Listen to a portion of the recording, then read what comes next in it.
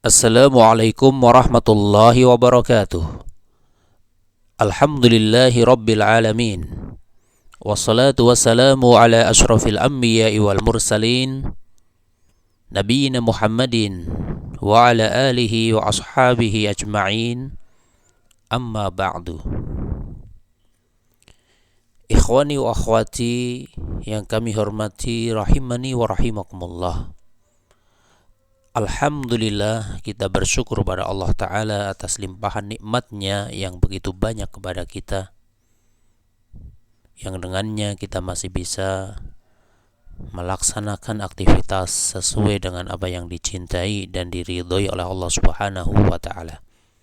Semoga seluruh aktivitas yang kita lakukan bisa terhitung ibadah yang pahalanya akan kita dapatkan kelak di sisi Allah Subhanahu wa Ta'ala.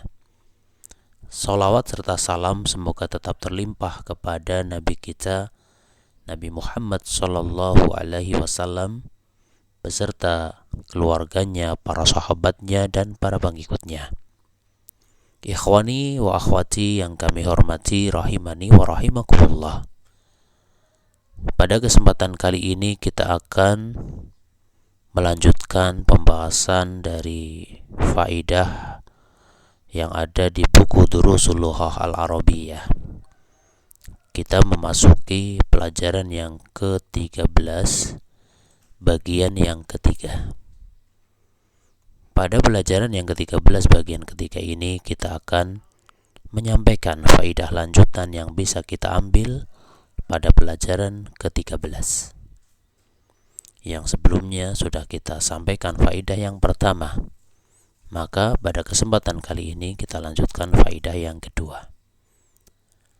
Yang kedua adalah bentuk jamak dari hadza dan hadhihi, yang mana kita tahu bahwasanya hadza ini merupakan isim isyarah untuk muzakkar, untuk jarak dekat. Hadhihi isim isyarah untuk muannas, untuk jarak dekat. Baik hadza maupun hadhihi, terjemahan di dalam bahasa kita adalah ini. Bedanya hadza untuk muzakkar, hadhihi untuk muannas. Maka bentuk jamak baik hadza maupun hadhihi adalah haula'i. Ya, apa bentuk jamaknya? Haula'i. Dan haula'i ini adalah khusus untuk yang berakal. Sedangkan untuk yang tidak berakal, maka ketika jamak menggunakan hadhihi. Ya, perhatikan ya. Perhatikan tabel berikut ini. Kita berikan perbandingan antara bentuk mufrad dan bentuk jamak. Bentuk mufrad hadza talibun, ini adalah seorang siswa. Maka bentuk jamaknya haula'i tullabun. Mereka ini adalah para siswa. Kemudian contoh untuk muannas hadhihi talibatun. Ini adalah seorang siswi. Maka bentuk jamaknya haula'i talibatun. Mereka ini adalah para siswi. Kemudian contoh yang ketiga dan yang keempat ini untuk yang tidak berakal. Ya, kalau pertama, kedua untuk yang berakal, ketiga dan keempat untuk yang tidak berakal. Contoh hadza kitabun, ini adalah sebuah kitab. Maka untuk mengatakan ini adalah beberapa kitab atau ini adalah kitab-kitab, maka menjadi hadhihi kutubun. Ini adalah kitab-kitab. Bukan menggunakan haula'i, bukan. Kenapa? Karena kutubun ini adalah ghairu akil, untuk yang tidak berakal. Kemudian contoh untuk yang tidak berakal yang muannas hadhihi mirwahatun, ini adalah sebuah kipas angin. Ya, maka jamaknya menjadi hadhihi mirwahatun. Ini adalah kipas angin. Ya. Maka karena ini tidak berakal menggunakan hadhihi, bukan haula'i mirwahatun, bukan, tapi hadhihi mirwahatun. Itulah faidah yang kedua. Kemudian kita lanjutkan faidah yang ketiga ya. Faidah yang ketiga adalah bentuk jamak dari kata ganti atau dhamir. Huwa adalah hum dan hiya adalah hunna. Ya, baik hum maupun hunna itu khusus untuk yang berakal. Ya, kita tahu untuk huwa ini adalah untuk kata ganti muzakkar, kata ganti muzakkar, sedangkan hiya untuk kata ganti muannas ya. Huwa mufrad jamaknya hum, hiya mufrad jamaknya hunna. Baik hum maupun hunna itu khusus untuk yang berakal. Sedangkan untuk yang tidak berakal, maka ketika jamak menggunakan hiya. Silahkan perhatikan contoh berikut ini. Contoh yang pertama, man hadzal rajulu huwa zamiluna. Siapa orang laki-laki ini? Dia adalah teman kami. Ya, perhatikan di dalam menerjemahkan man hadzal rajulu bukan gini, siapakah ini orang laki-laki, bukan. Tapi siapakah orang laki-laki ini? Ya, karena di sini ar-rajul dia sebagai badal dari isim isyarah.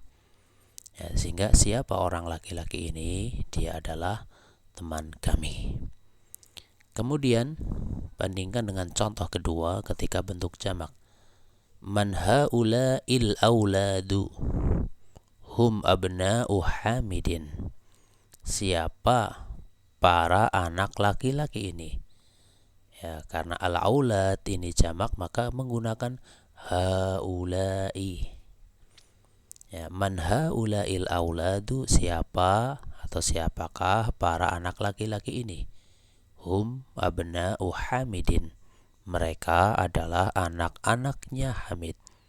Ya, mereka adalah para putranya Hamid. Ya, ketika jamak menggunakan hum.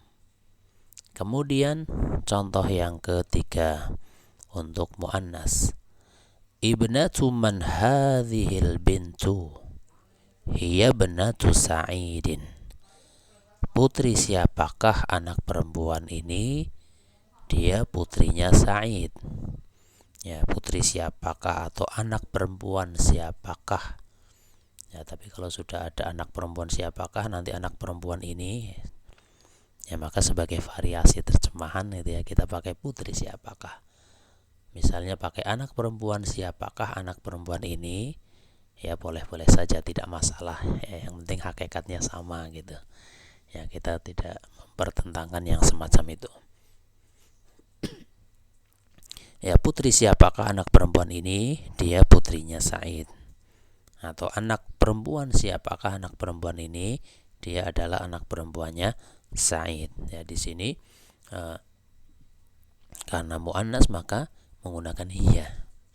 Kemudian kita lihat contoh yang jamak. Yang keempat, man haula'in nisa'u hunna tabibatun min mustashfa Harapan Ibu. Ya, man haula'in nisa'u, siapakah para wanita ini? Ya, sekali lagi cara menerjemahkannya bukan siapakah ini para wanita, ya, tapi siapakah para wanita ini? Hunna, mereka, tabibatun min mustashfa Harapan Ibu. Mereka adalah para dokter dari Rumah Sakit Harapan Ibu. Ini menjadi nama ya, maka bahasa Arabnya tetap Harapan Ibu ya, karena ini sebagai nama dari sebuah rumah sakit. Ya, di sini karena jamak maka menggunakan hunna ya, jamak dari ia adalah hunna. Kemudian contoh yang kelima dan keenam, ya Afan ini salah angka ya, 5 dan ke-6 maksudnya. Yang kelima dan yang keenam adalah untuk contoh yang tidak berakal. Ya, misalnya nomor 5, aina aqlamuka ya Yasiru hiya fid durji. Di mana pena-pena milikmu wahai Yasir? Yasir menjawab hiya fid durji. Iya atau pena-pena tersebut ada di laci. Ya, di sini aqlamuka. bentuk jamak tapi tidak berakal, maka kata gantinya menggunakan hiya, yang menggunakan hiya, bukan bukan hum atau hunna, bukan, tapi menggunakan hiya. Kemudian nomor 6, ya salah ketik afan ya.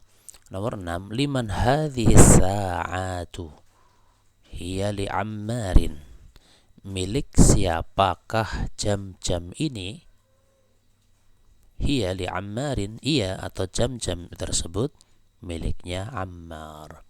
Ya, karena as-sa'at itu adalah ghairu akil, tidak berakal, maka menggunakan hiya, ya bukan hum, juga bukan hunna, tapi hiya.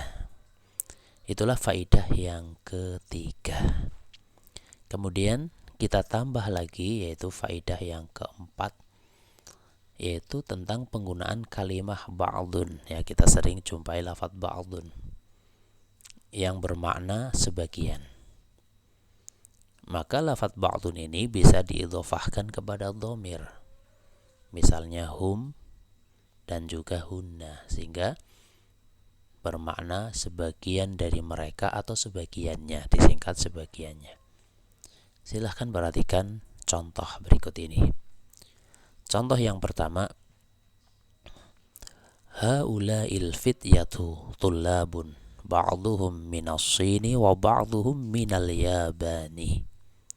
Haula'il fityatu tullabun, para pemuda ini adalah para siswa.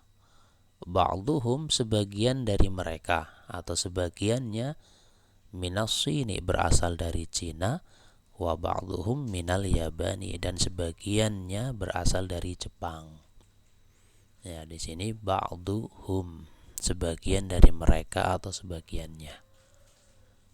Kemudian contoh yang kedua adalah contoh untuk yang muannas. Ya, afan, ini ada angka satunya, tidak perlu sebenarnya. Ini nomor 1, ini nomor 2. Afan. Ya, haula'il fatayatu talibatun ba'duhunna min Amerika wa ba'duhunna minal Hindi. Haula'il fatayatu talibatun, para pemudi ini adalah para siswi. Ba'duhunna, sebagian dari mereka atau sebagiannya, min Amerika, berasal dari Amerika. Wa ba'duhunna minal Hindi, dan sebagiannya berasal dari India. Ikhwani wa akhwati yang kami hormati, rahimani wa rahimakumullah. Demikian faidah yang bisa disampaikan pada kesempatan kali ini, dan masih ada lagi faidah yang lain yang ada di pelajaran yang ke-13 yang insya Allah akan kita lanjutkan pada pertemuan berikutnya, yaitu pelajaran ke-13 bagian yang keempat insya Allah. Dan untuk melengkapi faidah, maka kita berikan tamrinat, yaitu latihan-latihan. Untuk latihan kali ini cukup satu soal, yang mana satu soal ini ada 5, ya, satu pertanyaan tapi ada 5 rinciannya, ya. Tarjim hadhil jumala ila lughatil arabiyyati. Terjemahkan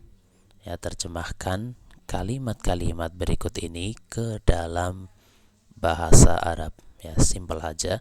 Ini bahasa Indonesia, silahkan terjemahkan ke bahasa Arab yang menggunakan kaidah-kaidah yang sudah tadi kita sampaikan. Demikian ikhwani wa akhwati, kaum muslimin wal muslimat yang kami hormati, rahimani wa rahimakumullah, yang bisa disampaikan pada kesempatan kali ini. Atas kesalahan, kekurangan, saya minta maaf yang sebesar-besarnya. Wallahu a'lamu bissawab. Subhanakallahumma wa bihamdika asyhadu an la ilaha illa anta astaghfiruka wa atubu ilaik. Wassalamu alaikum warahmatullahi wabarakatuh.